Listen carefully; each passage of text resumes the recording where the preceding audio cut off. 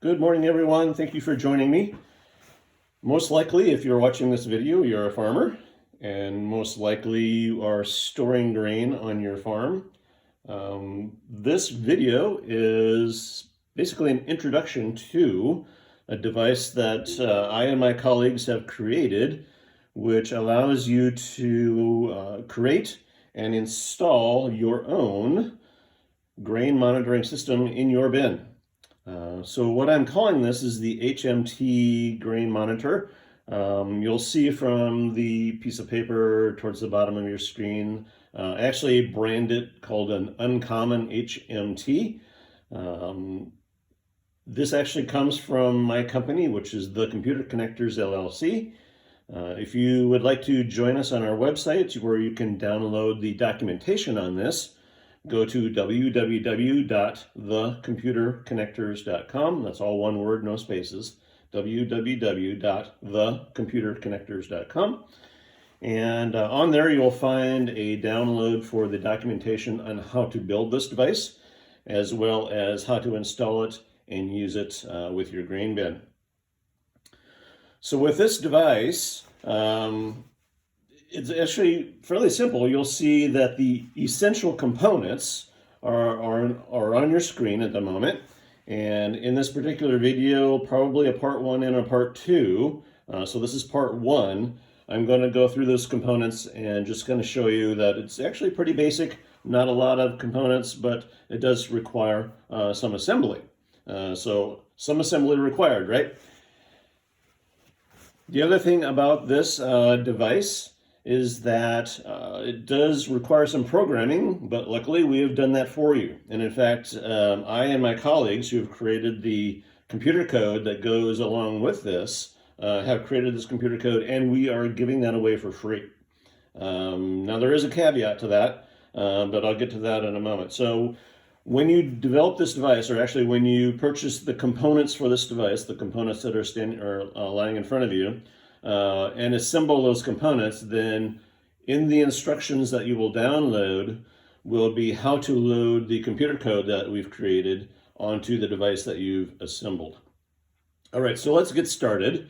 The first thing is this little device down here, and that's basically the brains of the device. So that's what's called a microcomputer. And this particular microcomputer is called an Arduino.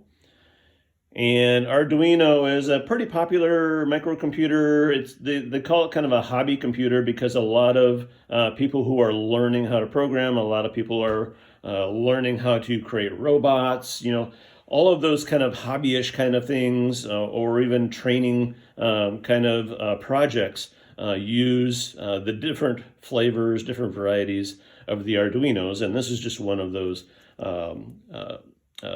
actually flavors of Arduino. So microcomputer there, you'll notice that I actually have that inside of an acrylic case. The bottom of the case then protects the bottom of that circuit board. Top of the case protects the top of that circuit board, but it also has little slots cut in it where we can stack on top of it this little guy right here, which I'll get to in a moment. So that's the microcomputer. On top of that microcomputer is what's called a terminal shield. And the sole purpose of that terminal shield is to get layered on top of the microcomputer. And once you lay it on top of that microcomputer, then we have all these little screws and wiring connections. So we can, all the wires that we're going to be using, and you'll see that inside the documentation, can then get screwed down and connected and eventually get circuit connected onto the microcomputer. So that lies on top of there. And then we'll come back to that in a moment. And then also you'll see that there is a touchscreen, LCD touchscreen. And then that gets put on top of the terminal shield. All right, so that is the basic computer portion of it, the display portion of it. Let me jump back to this real quick here and give you a couple of cautions.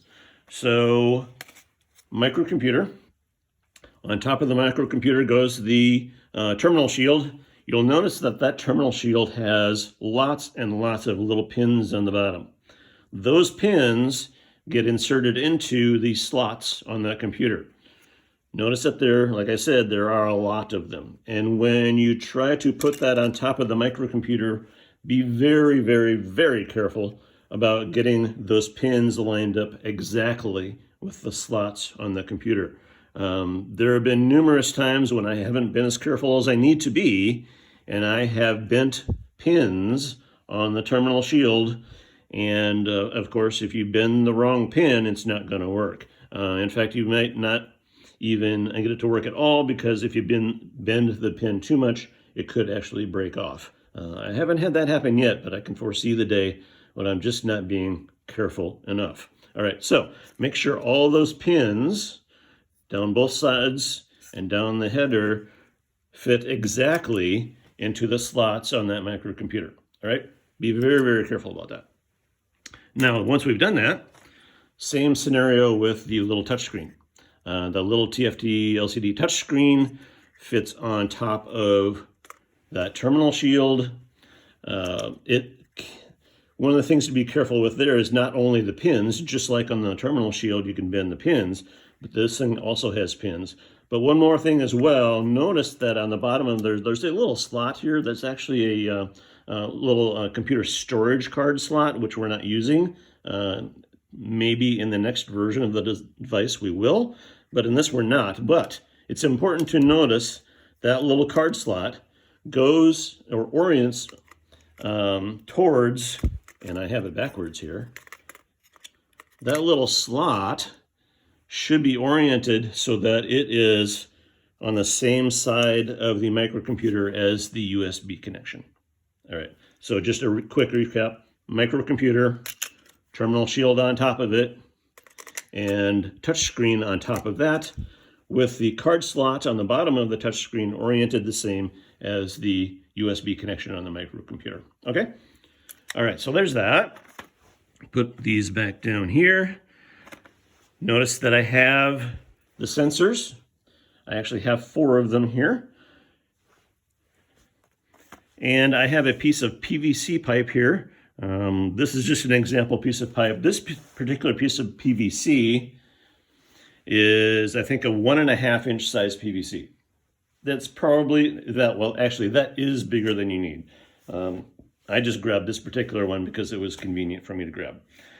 Usually when I am building this project, I'm using PVC 1-inch size. So that refers to the diameter of the PVC.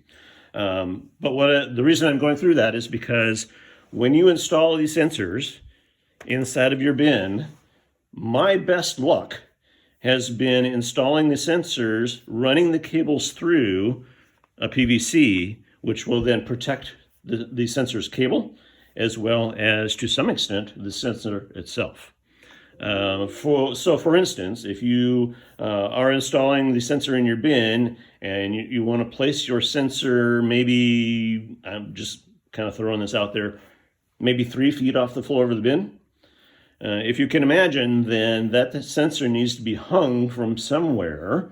And the way that I've had best luck is I take a PVC pipe long enough, and you might actually have to connect 2 PVCs to make it long enough, to go from that 3 feet off the floor up to the top of the bin, where then the wire for the sensor is going to come out of the PVC, exit the bin, and then go through another PVC, which goes down the outside of the bin, and then eventually connects into probably a case, probably a weatherproof case that's going to house that guy. Notice that I have one of the sensors here inside of the PVC, and that particular sensor, I'm just showing you here how I usually orient that.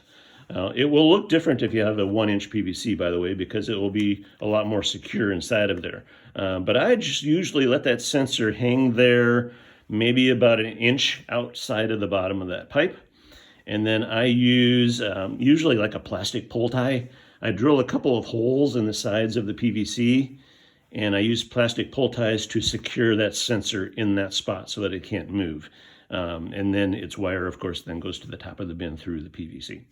So that's why I have this kind of as a display through this PVC. Usually let that sensor hang out maybe 1/2 inch to 1 inch. Secure it there with something. I usually use plastic pull ties. Alrighty. In the documentation, we talk a little bit about how we are going to secure or actually attach these sensors to the microcomputer. And one of the things that I say inside the documentation is to use like a terminal block so that you can connect the sensor wires to the block, and then the other side of that block then goes to the terminal shield, which then connects it to the microcomputer. What I found most recently, actually since I've put out the most recent documentation, is another little connector that I think maybe actually works a little better. I found these little guys on Amazon.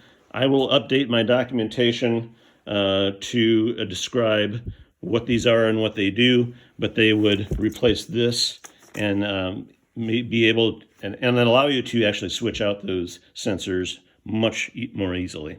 All right, I'm going to end this part 1 of the video and start part 2 because I am running out of time here.